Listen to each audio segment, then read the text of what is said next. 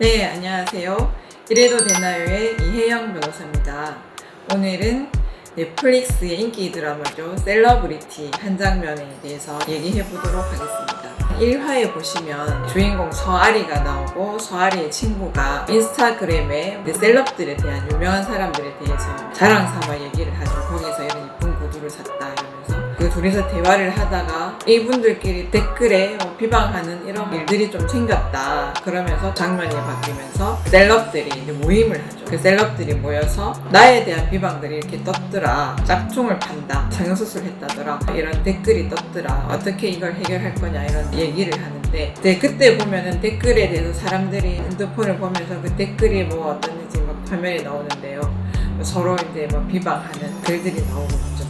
비니밤이라는 사람이 또 나오는데 하지도 않았던 댓글이 나온다든지 서로 주고받았던 대화 글이 나온다든지 캡처해서 사진을 이어서 올려서 SNS에 막 폭로를 한다든지 뭐 이런 것들이 나오는데 이런 댓글을 올렸을 때 현실 생활에서는 어떤 처벌을 받을 수 있는지 어떤 죄가 되는지 그런 부분에 대해서 얘기를 해보도록 하겠습니다.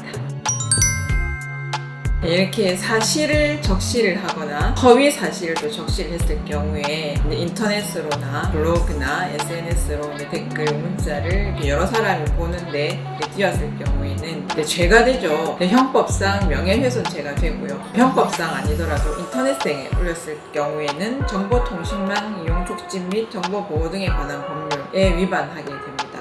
이 법률의 제70조 1항 2항을 보시면 1항에서 3년 이하의 징역 또는 3천만 원 이하의 벌금에 처해진다라고 되어 있고요. 그리고 허위의 내용을 기재했을 경우에는 형이 더 세지죠. 7년 이하의 징역, 10년 이하의 자격정지 또는 5천만 원 이하의 벌금에 처해진다라고 되어 있습니다. 그리고 명예훼손죄가 성립을 하려면 우선은 그 사람의 명예를 실추시켜야 되겠죠. 그리고 중요한 것은 공연성이 있어야 되는 거예요. 공연이 불특정 다수가 인식할 수 있도록 소문을 냈을 때, 댓글을 올려서 아무나 다 볼 수 있을 때, 이런 상태를 만들었을 때 공연성이 있다라고 하고요. 둘이서 은밀하게 대화를 하면서 말을 했다, 이건 비밀이야 이렇게 말을 했을 경우에는 공연성이 없겠죠. 그리고 누구를 지칭하는지 알 수 없을 경우, 뭐 어느 학원이다 어느 음식점이다 뭐 상호만 말했을 경우에는 어디 특정되지 않았을 경우니까 구체적으로 알 수 없는 경우니까 이제 공연성 있다라고도 좀 말하기 힘들겠죠. 그래서 명예훼손죄가 성립하려면 일단은 명예가 실추가 되어야 되고 그리고 여러 사람이 알 수 있도록 말을 해야 된다는 것이 중요한 점이 되겠죠. 그 죄 성립에 있어서요. 인플루언서나 연예인들 대상으로 이렇게 한 거 말고 생활에 밀접하게 댓글이나 이런 걸로 겪으신 사례 같은 건 있으신가요? 예, 주로 음식점 리뷰, 유명한 음식점 맛집이라고 해서 이제 그 검색을 하면은 블로그에 들어가게 되는데요. 리뷰를 보게 되는데 그 리뷰에는 좋은 평도 있고 나쁜 평도 있을 수 있겠죠. 근데 어떤 이제 제가 사건을 다룬 것 중에서 유명한 음식점이었는데 거기서 운영하는 블로그에 갑자기 비방하는 댓글이 막 올라오는 거예요. 사진도 막 찍어서 올려주면서 붐비는 점심시간에 갔더니 이제 횡하게 있더라. 손님이 없더라. 그래서 손님 없는 사진을 찍어서 올려놓고 갈비탕이었다 그러면은 갈비가 몇 개밖에 없더라 이러면서 사진을 찍어서 또 올려놓고 기름기가 많더라, 먹어보니 국물이 너무 맑았더라, 뭐 싱겁더라 이러면서 막 이렇게 댓글을 올려놓은 경우가 있었는데 그 음식점 주인이 노발대발해서 저희한테 찾아와서 이거 어떻게 해결을 해야 되겠습니까 변호사님 하고 왔더라고요. 그래서 봤더니 점심시간에 찍은 사진이 아니라 손님이 없는 시간 3시 4시 정도 됐을 때 그때 와서 사진을 찍은 거였고 고기가 적더라 그런 사진을 올린 거는 먹다가 찍은 사진인 것 같다. 뭐 사실 그렇지 않은데 오히려 가게를 좀 비방하기 위해서 손님을 떨어뜨리기 위해서 올린 것 같다. 잡아주십시오. 이렇게 하면서 오셨더라고요. 그래서 그 IP도 추적하고 비방하는 댓글을 올릴 만한 사람들을 좀 추적을 해서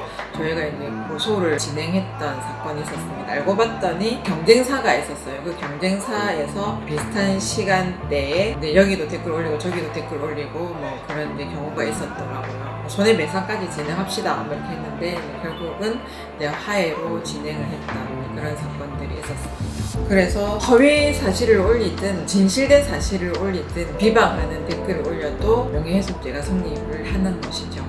방금 말씀하신 그 가게 뭐 이런 거는 뭐 허위 사실을 올려가지고 이렇게 한 건데 그럼 사실을 올려가지고 이렇게 된 사례도 있나요? 네, 물론 사실을 비방하는 의도로 단체 대화방에 올리거나 여러 사람이 볼 수 있는 곳에다가 이제 컴퓨터를 활용해서 올렸다라고 하면 그래도 명예훼손이 되는 거죠.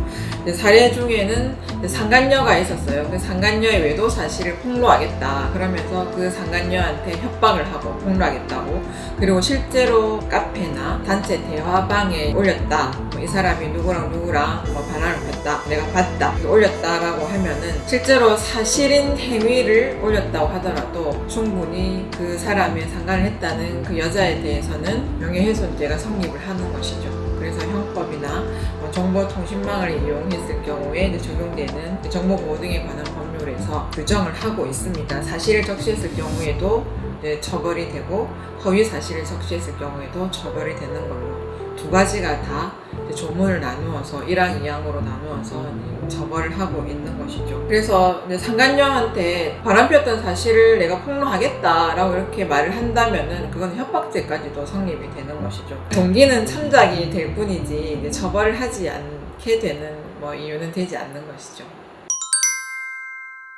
그리고 또 요즘 뉴스를 또 보다 보면 운동선수나 연예인들 사이에서 옛날에 어렸을 때 학교 다닐 때 이 유명한 운동선수, 유명한 연예인이 학교 폭력을 행사했었다 그러면서 댓글도 달고 비방하는 글도 올리고 하는데, 그러면 과연 시간이 많이 지났잖아요. 그래도 명예훼손죄가 성립이 되느냐, 공소시효가 지나지 않았느냐 이런 의문을 또 가지실 수 있겠죠.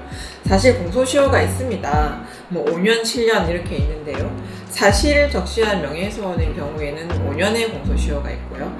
허위의 사실을 적시했을 경우에는 7년의 공소시효가 있죠. 그 정보통신망을 이용해서 인터넷을 이용해서 이렇게 명예훼손을 했을 경우에도 똑같이 5년, 7년이 적용이 되고요. 그래서 옛날에 어렸을 때 초등학교, 중학교, 고등학교 때 했던 행위에 대해서 명예훼손이라고 죄를 물을 수 있느냐라고 질문하신다면은 없다가 되겠죠. 5년, 7년은 이미 지났을 테니까요. 그분들이 벌써 30대 이후가 됐다. 악성 댓글로 비방했다고 하면 대응은 어떤 식으로 할 수 있나요? 네, 명예훼손으로 내가 피해를 당했습니다 했을 경우에는 우선은 고소고발을 진행하셔야 됩니다. 고소고발을 진행하기 전에는 증거를 수집하셔야 되겠죠. 이런 댓글이 있더라 하면은 캡처를 먼저 하셔야 되고요. 또 증언을 해줄 사람 있으면은 그 사람도 좀 신원을 확보하셔야 되고, 진술서, 사실확인서 이런 것들을 좀 받아 놓으셔야 되겠죠.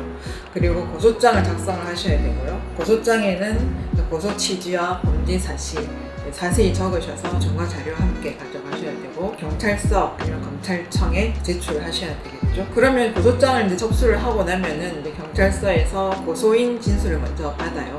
그럼 가셔서 일관되게 진술을 하셔야 돼요. 진술이 이랬다 저랬다 번복이 되면 안 되고, 사실관계를 잘 정리를 하셔서 일관되게 진술을 하셔야 되고, 고소인 진술이 끝나면은 상대방 피해 고소인을 또 불러서 또 조사를 하게 되죠. 피해 고소인 진술이라고 하거든요.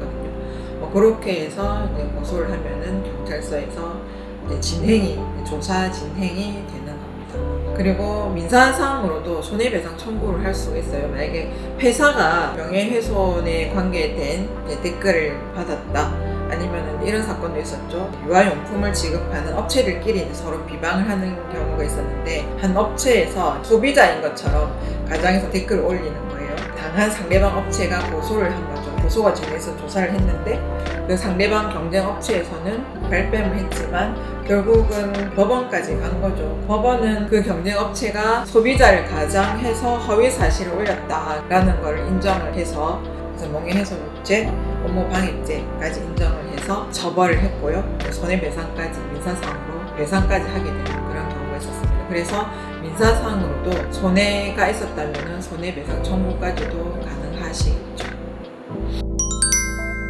그러면 고소를 당했다면은 내가 댓글을 달았다, 그래서 명예훼손을 했다라고 상대방이 나를 고소를 했다 그러면은 일단은 협의를 한번 해보셔야 됩니다. 실제로 내가 댓글을 올렸는데 상대방을 비방하는 내용이 맞다라고 하면은 시원하게 인정을 하시고 고소한 사람을 찾아가시든지 해서 좀 협의를 해보셔야 되죠. 왜냐면은 이 명예훼손죄는 반의사 불벌죄거든요.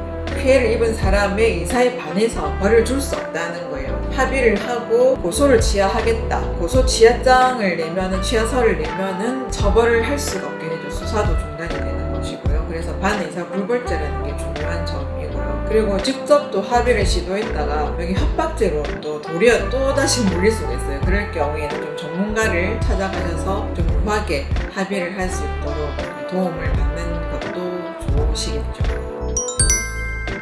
아무쪼록 SNS나 인터넷을 하시면서 그리고 또 우리 일상생활에서도 단체 또 톡방에서 서로 대화를 하시면서 서로 좀 기분 나쁘게 하거나 모욕적인 말을 하시거나 사실을 말하시라도 좀 명예를 훼손할 수 있는 그런 말은 좀 자제하시고 좀 조심을 하시는 그렇게 생활하셨으면 좋겠습니다. 예, 오늘은 넷플릭스에서 인기리에 방영되고 있는 셀러브리티에 대해서 얘기를 해봤는데요. 저도 보자마자 1화부터 막 혹해가지고 막 하루 만에 끝회까지 다 한꺼번에 쭉 이어서 보게 됐는데 워낙 재밌더라고요. 나오는 주인공들도 워낙 세련되고 이쁘고 되게 눈요기도 되는데 그런 드라마였습니다.